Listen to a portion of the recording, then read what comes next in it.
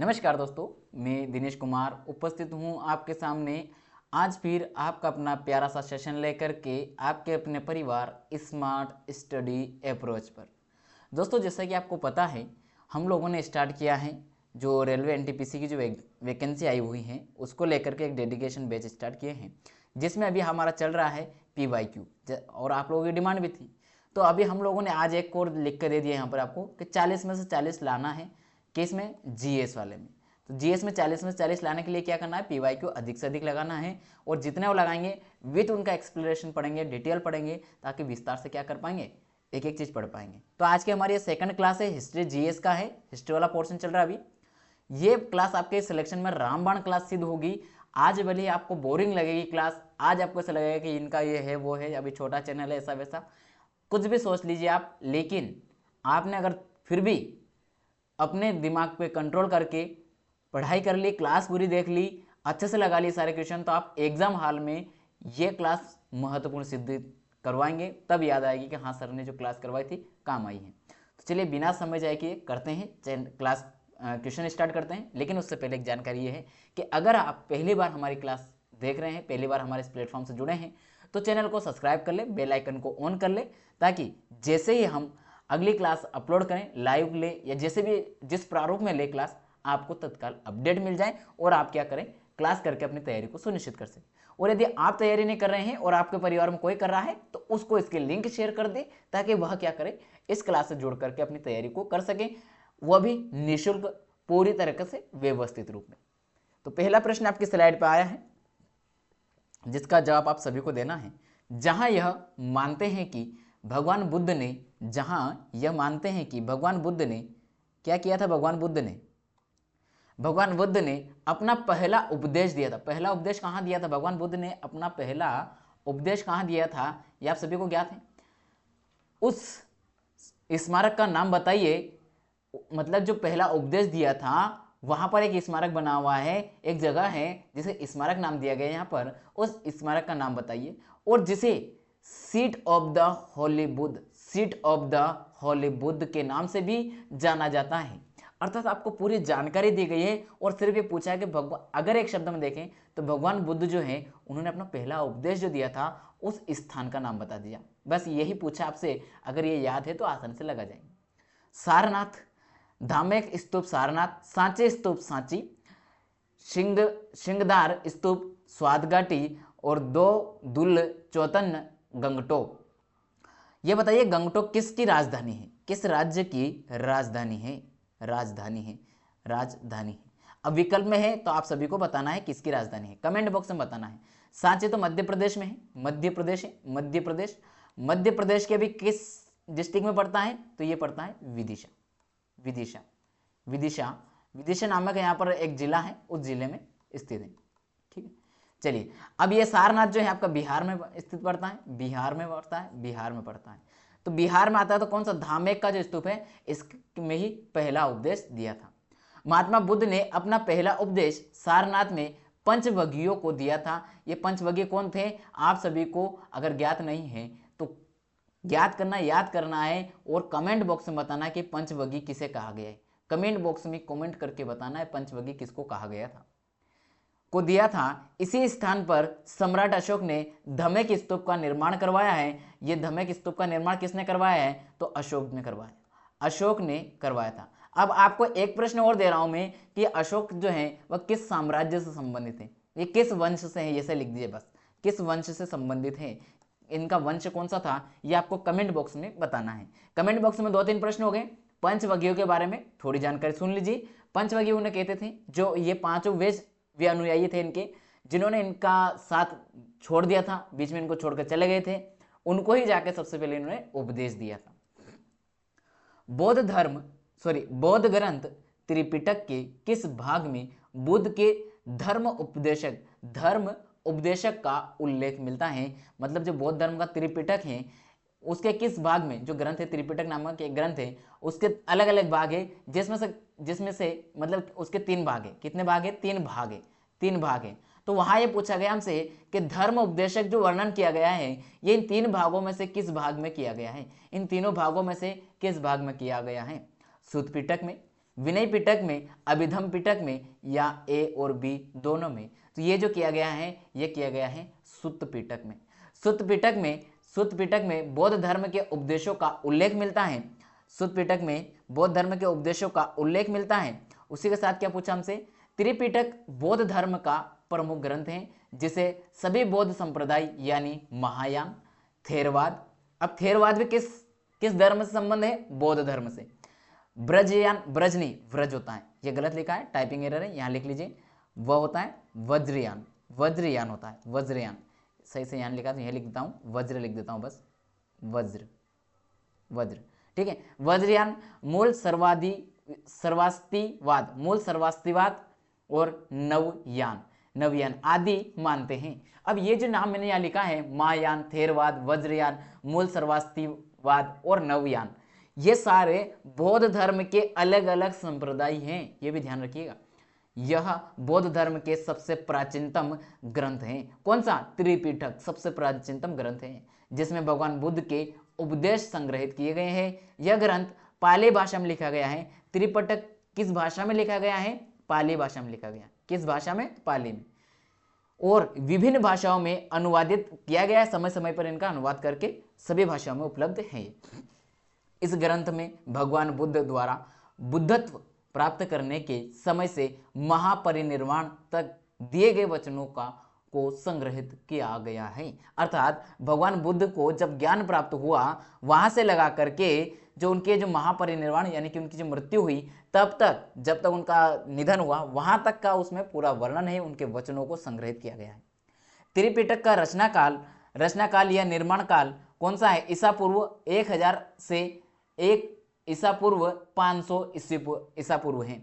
अर्थात यहाँ पर आगे पीछे लिखा है 1000 ईसा पूर्व से 500 ईसा पूर्व तक, ईसा पूर्व तक, ठीक है, ऐसे लिख लीजिए। जैन धर्म के अंतिम तीर्थंकर महावीर जी ने अपना पहला उपदेश कहाँ दिया था? यहां हमसे पूछा गया है, महावीर जी के बारे में पूछा गया है। और हम सब जानते हैं कि महावीर जी इनका संबंध जैन धर्म से है। किससे है? जैन धर्म से है। तो ये तो हमें प्रश्न में दे दिया जैन धर्म, अब इसमें क्या अलग से याद रखना था? ये तो हमें जैन धर्म के बारे में यही दिया है। और ये भी बोल दिया गया अंतिम तीर्थंकर थे, ये भी हमसे बोल दिया। ये हम सभी को याद करते कि अंतिम तीर्थंकर कौन थे? महावीर जी थे, वह भी यहाँ दे दिया। हमसे पूछा गया उन्होंने पहला उपदेश जो दिया था वह कहाँ दिया था? पाटलिपुत्र में दिया था, पावापुरी में दिया था, वल्लभी में दिया था, राजगृह में दिया था। तो ये दिया था उन्होंने राजगृह में, उन्होंने पहला उपदेश दिया था। राजगृह में महावीर जी ने अपना पहला उपदेश दिया था। भगवान महावीर जी जैन धर्म के 24वें तीर्थंकर थे। कितने नंबर के? 24वें, जो कि अंतिम तीर्थंकर है। अर्थात जैन धर्म में कुल कितने तीर्थंकर हुए? तो 24 तीर्थंकर हुए। कितने? 24, क्योंकि 24वें अंतिम महावीर जी तो है। जिन्होंने अहिंसा, अपरिग्रह, अनेकतावाद, ये यहाँ पर गलत है बिंदी, अनेकतावाद के सिद्धांत के माध्यम से समाज को नई दिशा दी थी। महावीर स्वामी का जीवन और उनके द्वारा दिए गए उपदेश न केवल धार्मिक दृष्टि से महत्वपूर्ण है, बल्कि उनके विचारों का सामाजिक और नैतिक प्रभाव भी अनगिनत जीवनों पर पड़ा है। मतलब इनके जो उपदेश थे, इनके जो विचार थे, उनका प्रभाव आज भी दिखाई पड़ता है समाज के ऊपर, सभी लोगों पर दिखाई पड़ता है। जैसे कि अहिंसा, अपरिग्रह, अनेकतावाद, ये सारे जो हैं हमारे इसमें आज भी चला रहा है। उनका जीवन सादगी, तपस्या और करुणा का प्रतीक माना जाता है। अर्थात महावीर स्वामी जी का जीवन कैसा माना जाता है? सादगी भरा माना जाता है, तपस्या करने वाला माना जाता है और करुणा से परिपूर्ण थे, इसलिए उनका ये तीनों का प्रतीक माना जाता है उनके जीवन को। प्रथम बौद्ध संगति का आयोजन किसके शासनकाल में हुआ था? प्रथम बौद्ध संगति का आयोजन किसके शासनकाल में हुआ था? प्रथम बौद्ध संगति की बात हो रही है। काला अशोक, अजातशत्रु अशोक या कनिष्क? तो प्रथम बौद्ध संगति की बात हो रही है, तो प्रथम किसके शासनकाल में हुई थी? अजातशत्रु के शासनकाल में हुई थी प्रथम बौद्ध संगति का आयोजन। प्रथम बौद्ध संगति का आयोजन 483 ईस्वी पूर्व में अजातशत्रु के शासनकाल में सप्तपर्णी गुफा कहां पर स्थित है? राजगृह में स्थित है। तो आपको मैंने पूरा डिटेल लिखवा दे रहा हूं, अगर घुमा फिरा के पूछे पिछली बार पूछा गया था किसके शासनकाल में, अजातशत्रु। अब डिटेल में पूछ लिया कब हुआ था, तो 483 ईस्वी में हुआ था। किस स्थान पर हुआ था, राजगृह में हुआ था। राजगृह में भी किस गुफा में हुआ था, सप्तपर्णी गुफा में हुआ था। इसकी अध्यक्षता किसने की थी, महाकश्यप जी ने की थी इसकी अध्यक्षता, प्रथम बौद्ध संगति। इस संगति में बुद्ध के उपदेशों के दो पिटकों विनय पिटक और सुत पिटक में विभाजित कर आधिकारिक धर्म सम्मत पाठों के रूप में स्वीकार किया गया था। अब आपको मैं क्या करूंगा, एक छोटा सा वीडियो बनाऊंगा, 1 से 2 मिनट, 1-2 मिनट का वीडियो बनाऊंगा छोटा सा, जिसमें आपको मैं सारी बौद्ध संगतियां करवा दूंगा। बौद्ध संगति 4 बौद्ध संगतियां हुई हैं, चारों बौद्ध संगतियों के बारे में करवा दूंगा, ठीक है। किस बौद्ध संगति में आयोजन के बाद बौद्ध धर्म हीनयान और महायान 2 भागों में विभाजित हो गया था, या हमसे पूछा गया कि दोनों कब विभाजित हुए थे। तो ये जो बौद्ध संगतियां हुई थी, इसमें जो चतुर्थ नंबर की बौद्ध संगति होती, चौथी वाली, उसमें बौद्ध धर्म में फूट पड़ गई है, और फूट पड़ने पर क्या हुआ था, हीनयान और महायान दो रूपों में अलग अलग, 2 संप्रदायों में अलग बढ़ चुका था। बौद्ध धर्म 2 में बटा था। तो कब बटा था, कौन सी में, चतुर्थ बौद्ध संगति में बटा था। चतुर्थ बौद्ध संगति में बौद्ध धर्म हीनयान और महायान 2 शाखाओं में विभक्त हुआ था। लिंगायत किस संप्रदाय का अंग माना जाता है, लिंगायत जो है वह किस संप्रदाय का अंग माना जाता है, वैष्णव संप्रदाय का, रुद्र संप्रदाय का, सनक संप्रदाय का, शैव संप्रदाय का। तो लिंगायत का पूछा गया है, तो लिंगायत जो है वो शैव संप्रदाय से है। शिव जी को जो लिंग होती है वह शिव जी की होती है, नहीं होती, पूजा किसकी होती है, शिव जी की होती है। तो लिंगायत से शैव धर्म याद हो जाएगा, ठीक है। अब यहां पर हम जो है थोड़ा ये जो शैव संप्रदाय है इसके बारे में, जो खासकर विशेषकर लिंगायत वाला जो है, उनके बारे में थोड़ा अच्छे से विस्तार से पढ़ेंगे, क्योंकि आपको इसकी जानकारी पूरे YouTube पे कहीं भी नहीं मिलेगी इतने विस्तार से, जितने विस्तार से मैं लेके आया हूं। बसवणा, अब ये नाम भी पहली बार सुन रहे होंगे शायद आप। बसवणा को शैव संप्रदाय के उप संप्रदाय वीरशैव या लिंगायत का जनक माना जाता है। अब आपको यहां मैं बता रहा हूं कि जो शैव संप्रदाय है उसका उप संप्रदाय कौन सा है, लिंगायत। अभी पिछली बार पूछा गया एनटीपीसी में लिंगायत के बारे में। अब पूछ लिया अगर वीरशैव, तो वीरशैव अगर पूछ ले तो ये किसे कहा जाता है, तो लिंगायत को ही कहा जाता है, ये उसी का दूसरा नाम है। और ये किस संप्रदाय का हिस्सा है, तो ये शैव संप्रदाय का हिस्सा है, उसका उप संप्रदाय है। बसवणा को बसवेश्वरा नाम से भी जाना जाता है, और बसवणा का जो है इनका संबंध किस संप्रदाय से है, तो लिंगायत संप्रदाय से है, और उसके जनक माने जाते हैं बसवणा जी को। और बसवणा जी का दूसरा नाम क्या है, तो बसवेश्वरा नाम से भी इनको जाना जाता है। इनका जन्म 12वीं शताब्दी में कर्नाटक राज्य में रहने वाले, यहाँ स्पेस आएगा, रहने वाले एक ब्राह्मण परिवार में हुआ था। इनके पिता शैव संप्रदाय के पालक थे। बसवणा ने धर्म के नाम पर समाज में फैली बुराइयों और कुरीतियों को मिटाने के लिए कई वचन दिए। इन्हीं वचनों में संकलन को वचन शास्त्र कहा जाता है। संकलन को क्या कहा जाता है, वचन शास्त्र कहा जाता है। वचन शास्त्र में ही लिंगायतों का धार्मिक ग्रंथ माना जाता है। लिंगायतों का धार्मिक ग्रंथ किसे माना जाता है, जो वचन शास्त्र है उसी को कहा जाता है।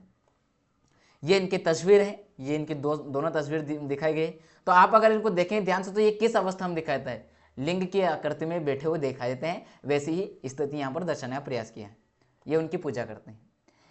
वीरशैव लिंग के रूप में शिव की उपासना करते हैं और धार्मिक कर्मकांडों से दूर रहते हैं। जिन मानवाधिकारों और धार्मिक चरित्रों की आज हम बात करते हैं, वे बसवणा ने अपने अनुयायियों को यह सब बातें 12वीं शताब्दी में ही बता दी थी।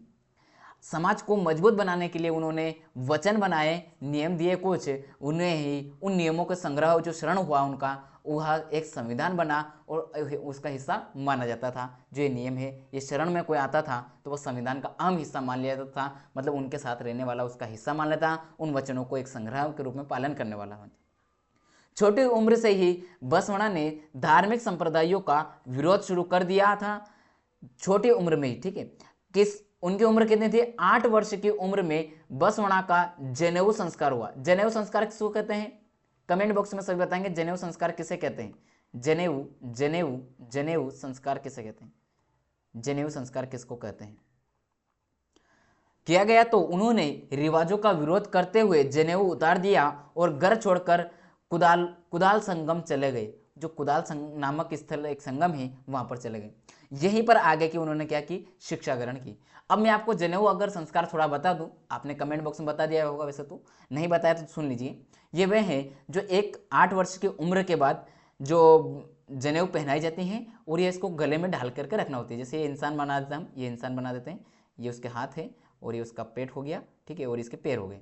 तो यहाँ पर उसको क्या करना होता है, जनेऊ ऐसे ढाल के रखना होती है। तो जनेऊ गले में पहनाई जाती है, विशेषकर गले में।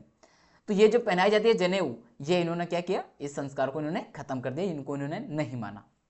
शिक्षा लेने के बाद बसवण्णा ने कल्याण को ही अपना धर्म माना। मतलब बसवण्णा जो थे उन्होंने अपना धर्म कौन सा माना था, तो कल्याण, जनता का कल्याण करना ही उन्होंने अपना धर्म माना।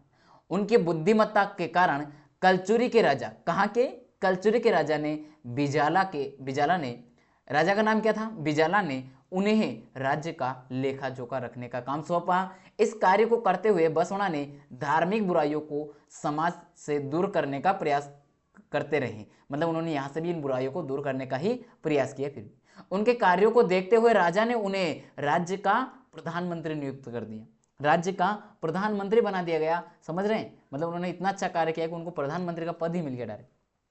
बसवण्णा ने सामाजिक और आर्थिक बुराइयों को दूर करने के लिए जाति प्रथा के खिलाफ सख्त कदम उठाए।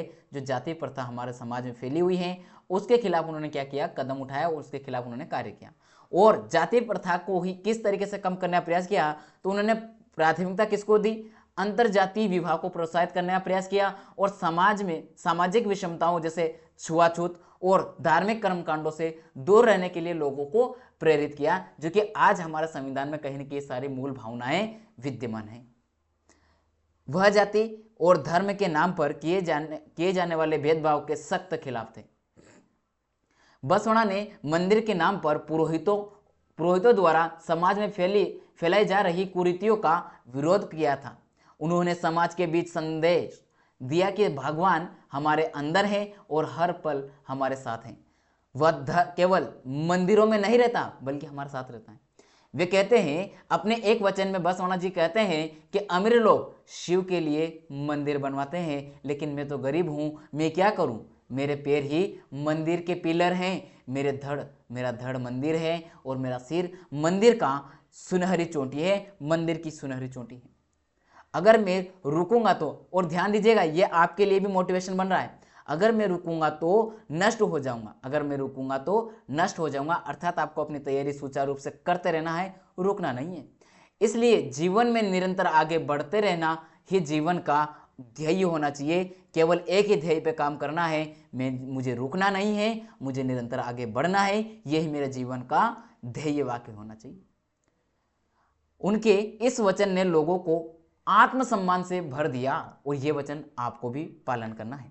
कानून और सच्चाई का साथ देने के लिए भी बसवण्णा ने वीरशैव के जो अनुयायी बने उनको कई वचन दिए और उन्हें वचन देते हुए उन्होंने कहा कि झूठ ना बोलना कभी, झूठे व्यक्ति का साथ ना देना कभी, गुस्सा ना करना, जो गुस्सा तत्काल करे ये उनके लिए है कि आप इतना गुस्सा मत होइए, छोटी छोटी बातों पर गुस्सा नहीं होना है, दूसरों से घृणा नहीं करना है, चाहे वो आपसे घृणा करे लेकिन आप नहीं करेंगे, खुद को सर्वोपरि ना समझना, इतना ना समझना कि मैं ही ज्ञानी हूं, नहीं भाई, आपसे एक ज्ञानी पड़े हुए, तो ऐसा ना समझे कि सर्व यही ज्ञानी है, सब कुछ वही ज्ञानी है, नहीं, आप ही ज्ञानी नहीं है, आपसे और भी ज्ञानी बहुत सारे हैं, ये समझ के ऐसे बढ़े। तो ये सब मान के चलें, अपने आप को हमेशा शून्य मान के चलें। दूसरों की निंदा कभी नहीं करना है, ये बात ध्यान दीजिएगा। मैं और जो कोई निंदा कर रहा हो दूसरों की, तो उसके साथ उसमें शामिल नहीं होना है, उसके साथ नहीं रहना है। ये हुआ इनके बारे में पूरा जो हमने बसवण्णा जी के ऊपर पढ़ा, खासकर लिंगायत जो धर्म है, संप्रदाय है, उसके ऊपर पूरा पढ़ लिया हमने विस्तार पूर्वक। अगर कभी इससे प्रश्न आ जाए तो आपको ध्यान रखना।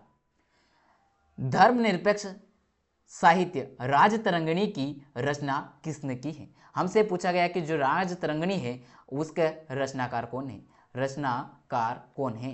अब यहां पर अगर हम बात करें तो राजतरंगिणी जो है इसमें कश्मीर का वर्णन किया गया है। कश्मीर के बारे में विस्तृत जानकारी हमें इसी से प्राप्त होती है, विस्तृत जानकारी हमें इसी रचना से प्राप्त हुई है। कौटिल्य के द्वारा लिखा गया, विल्हण के द्वारा लिखा गया, कल्हण के द्वारा लिखा गया या क्षुद्रक के द्वारा लिखा गया। तो ये कल्हण जो है इन्होंने राजतरंगिणी की रचना की है, जो कि एक कविता के रूप में है। क्या है? कविता के रूप में है, कविता के फॉर्मेट में है। और इसके बारे में विस्तार जानकारी जान लेते हैं। राजतरंगिणी कल्हण द्वारा रचित संस्कृत ग्रंथ है। किस भाषा में लिखा गया है? संस्कृत में लिखा गया है। किस में लिखा गया है? संस्कृत भाषा में लिखा गया है।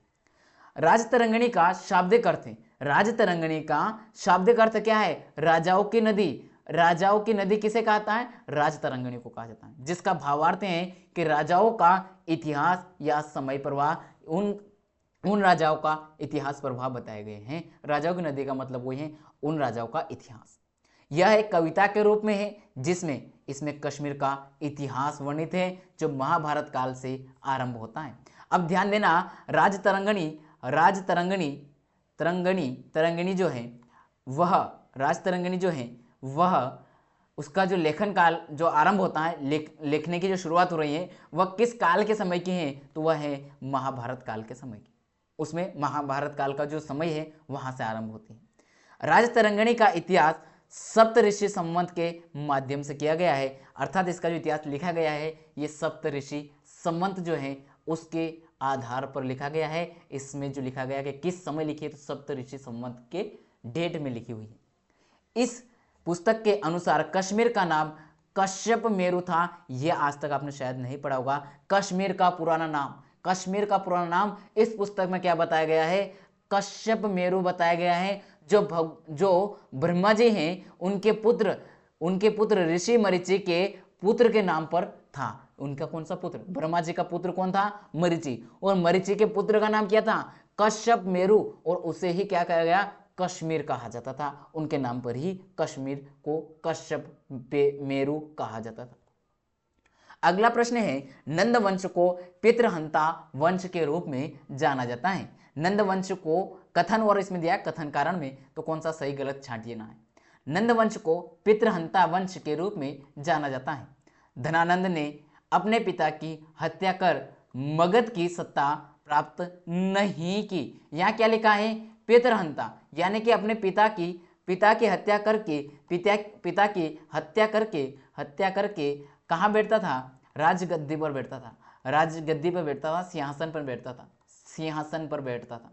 ठीक है, तो यहाँ पर क्या बोल दिया? इसका जस्ट अपोजिट कर दिया, तो ये तो कारण ही गलत हो गया। यहाँ जो वक्तव्य हुई ये बात ही गलत हो गई, यानी कि आर जो है वह क्या हमारा गलत है। दोनों सही है? नहीं है। आर दोनों सही है यहाँ पर भी, तो फिर गलत हो गया। ये दोनों गलत, आर गलत है, यही हमारा राइट आंसर हो जाएगा, क्योंकि ए तो सही है लेकिन आर गलत है, और आर यहाँ सही बता रहा है इसलिए भी गलत हो गया। ठीक है, तीसरा विकल्प सही हो जाएगा। अब ये जो मगध है, ये वाला जो इलाका था, ये पूरा उस वक्त का मगध वाला क्षेत्र था। कौन सा था? मगध वाला क्षेत्र था। कौन सा था? मगध वाला। ठीक है, अब देखते हैं आगे, इनके बारे में थोड़ा अच्छे से डिटेल पढ़ते हैं। ये जो मैप दिखाई दे रहा है ये कब का है? 325 BCE समय का है, नंद वंश के समय का। नंद वंश के बारे में थोड़ा पढ़ते हैं। मगध के नंद वंश के सम्राट कौन थे? महापद्मानंद के 9 पुत्र थे। कितने पुत्र थे? 9। और इन 9 पुत्रों को क्या कहा जाता था? इनको नवनंद कहा जाता था, जिसमें जो धनानंद था वह अंतिम पुत्र था, अर्थात 9वें नंबर का पुत्र था, जो महापद्मानंद की दासी से उत्पन्न हुआ था। अर्थात महापद्मानंद जी ने दासी जो थी महापद्मानंद जी की, उनसे उत्पन्न संतान थी, तो ये उनका पुत्र था। धनानंद ने धोखे से अपने पिता का वध कर दिया और आगे चलकर नंद वंश का उत्तराधिकारी बना। धनानंद ने महान विद्वान चाणक्य का भी अपमान किया, और जब धनानंद ने चाणक्य का विद्वान किया है तो अब क्या होना है? चाणक्य जाएगा यहाँ से बाहर। जब इसको यहाँ से निकाल दिया था तो चाणक्य गया और अपने शिष्य चंद्रगुप्त मौर्य को उसने शिक्षा दी और उसको तैयार किया। पूर्णतः तैयार करने के बाद 322 से 321 ईस्वी पूर्व के समय जो चंद्रगुप्त मौर्य था उसने क्या किया? धनानंद को राज्य पर आक्रमण कर दिया और धनानंद को मारकर मगध पर क्या किया, अपना शासन स्थापित किया। और इस तरीके से चाणक्य ने अपने अपमान का बदला पूरी तरीके से लिया। इसी के साथ चंद्रगुप्त मौर्य ने मौर्य साम्राज्य की नींव रखी, जिसने अखंड भारत पर शासन स्थापित किया था आगे चल करके। मौर्य साम्राज्य के राजा जिन्होंने 322 ईस्वी पूर्व में पंजाब से यूनानियों और गंगा के मैदान से नंदों को हटा दिया था, चंद्रगुप्त ने, बिंदुसार ने, अशोक ने, महापद्मानंद ने। तो ये इनको तो खत्म किया ना। यहाँ क्या लिखा, नंदवंश लिखा, और ये तो नंदवंश की बात हो रही है, तो ये तो आंसर होगा नहीं। अशोक नहीं है, बिंदुसार नहीं है, सबसे पहले कौन आता, किसने नींव रखी थी? अभी नींव किसने रखी थी? अभी तो पिछली स्लाइड बताया, नींव रखी थी चंद्रगुप्त ने। तो चंद्रगुप्त इसका राइट आंसर होगा। ये यहाँ पर बताई थी आपको, नींव रखी किसने? चंद्रगुप्त मौर्य ने रखी थी। मौर्य साम्राज्य भारतीय उपमहाद्वीप का सबसे प्राचीन और महत्वपूर्ण साम्राज्य था। इसकी नींव चंद्रगुप्त मौर्य ने 322 ईस्वी में ही की थी।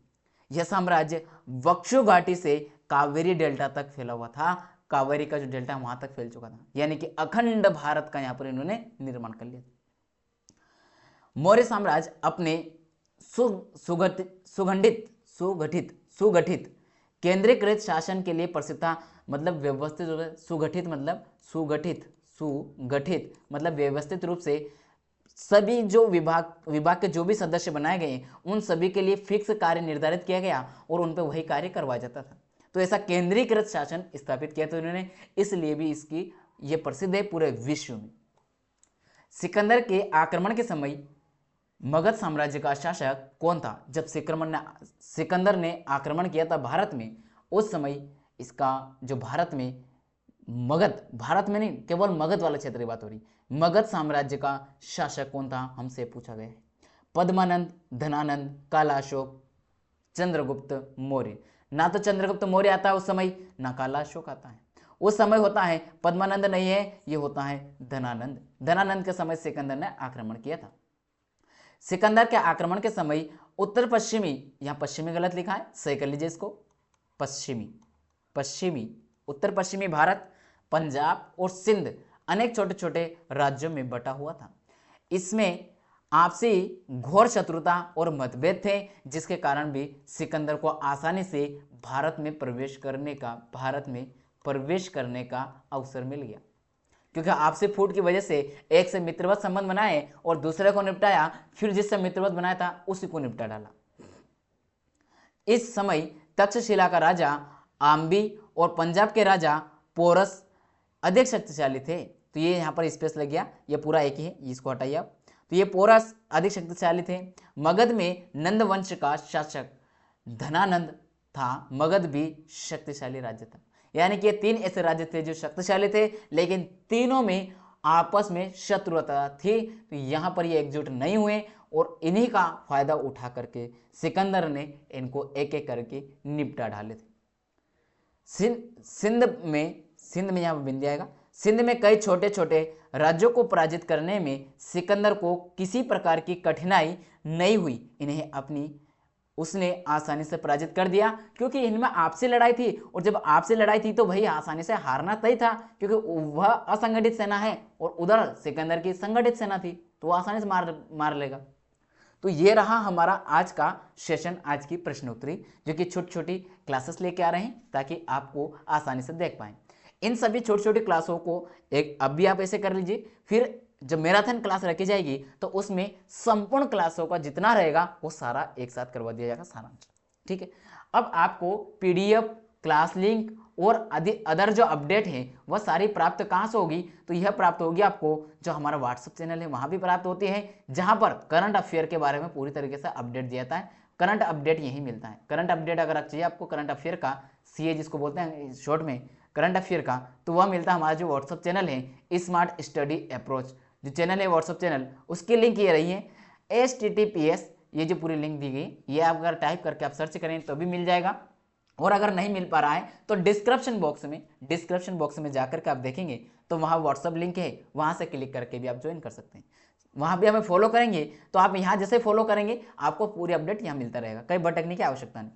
इसके बाद हमारा टेलीग्राम चैनल है, तो यहाँ भी आप ज्वाइन कर सकते हैं, जिसकी लिंक भी डिस्क्रिप्शन बॉक्स में दी है। और अगर नहीं लिंक पे जाना है तो आप टेलीग्राम पे जाएंगे उस एप्लीकेशन पे, वहां पर आप सर्च करेंगे स्मार्ट स्टडी अप्रोच, तो वहां पर आ जाएगा जिसमें लोगो लगा होगा जो कि आपको हमारा साइट में दिखाई दे रहा है, हमारा लोगो वही दिखाई देगा। और इसी के साथ हमारा जो है ये इंस्टाग्राम चैनल भी है, तो यहाँ पर भी आप जाके देख सकते हैं @अप्रोच स्मार्ट स्टडी। तो यहाँ पर मिलेगा आपको किस नाम से, अप्रोच स्मार्ट स्टडी, जिसकी लिंक भी मैं अभी डिस्क्रिप्शन बॉक्स में ऐड कर दे रहा हूँ, तो ये भी आपको यहाँ पर मिल जाएगी। ठीक है, तो सारे लिंक से सारा अपडेट यहाँ पर आपको मिलता रहेगा। आप तत्काल ऐसे जुड़े, और किसी प्रकार की कोई सहायता चाहिए तो आप क्या करेंगे, हमारे जो कॉन्टैक्ट नंबर दिए गए हैं वहाँ आप व्हाट्सएप मैसेज करके हमसे जानकारी एकत्रित कर सकते हैं, ले सकते हैं किसी प्रकार की मदद। यहाँ बहुत जल्द आपको हमारी एप्लीकेशन भी मिलने वाली है, जो स्मार्ट स्टडी अप्रोच की एप्लीकेशन आने वाली है, जिसमें आपको पूर्णतः टेस्ट सीरीज जो है वह फ्री मिलेगी। टेस्ट सीरीज जो है वह पूर्णतः फ्री में मिलेगी, उपलब्ध रहेगी। साथ में आपको जो क्लास नोट्स PDF वगैरह हैं वे सभी कहाँ पर मिलेंगे, वे सभी इसी एप्लीकेशन में मिलेंगे, जो कि ओपन एप्लीकेशन रहेगी। ओपन एप्लीकेशन किसको बोलते हैं, जहाँ पर जो भी सुविधा है वह सब निःशुल्क हो। क्या हो, निःशुल्क हो, उसी को क्या कहते हैं, ओपन एप्लीकेशन कहते हैं। तो हमारी ये ओपन एप्लीकेशन रहेगी, आप इसके माध्यम से क्या कर सकते हैं, अपनी तैयारी अच्छे से कर सकते हैं, टेस्ट वगैरह फ्री में। इवन जो आप टेस्ट बुक जैसे एप्लीकेशन पर लगाते हैं टेस्ट, वैसे क्वालिटीदार, वैसे ही आपको उससे भी अच्छे जो टेस्ट हैं सॉल्यूशन के साथ मिलेंगे PDF फॉर्मेट में। PDF भी जनरेट कर सकते हैं आप, PDF निकाल सकते हैं, PDF अपने फ़ोन में सेव कर सकते हैं, इवन फोटोकॉपी की दुकान पे जाकर आप प्रिंट निकलवा सकते हैं। सारी सुविधाओं के साथ लेके आ रहे हैं, इसलिए थोड़ा समय लग रहा है, क्योंकि इतने एडवांस फीचर हर एप्लीकेशन में आपको कहीं नहीं दिखा देगा। इवन आप कोई टेस्ट लगा रहे हैं, कहीं डाउट है, आप उसका स्क्रीनशॉट भी ले सकते हैं, वह भी आपको हम सुविधा दे रहे हैं। ठीक है, तो चलिए रोकते हैं आज की क्लास में यही, और थोड़ा और इंतजार कीजिए, बहुत जल्द जनवरी लास्ट तक ये एप्लीकेशन आपके सामने आ जाएगी, वहाँ सारी सुविधा मिल जाएगी। तो मिलेगा अगली क्लास में, तब तक के लिए तैयारी करते रहिए और ऐसे ही मस्त रहिए। जय हिंद, जय भारत।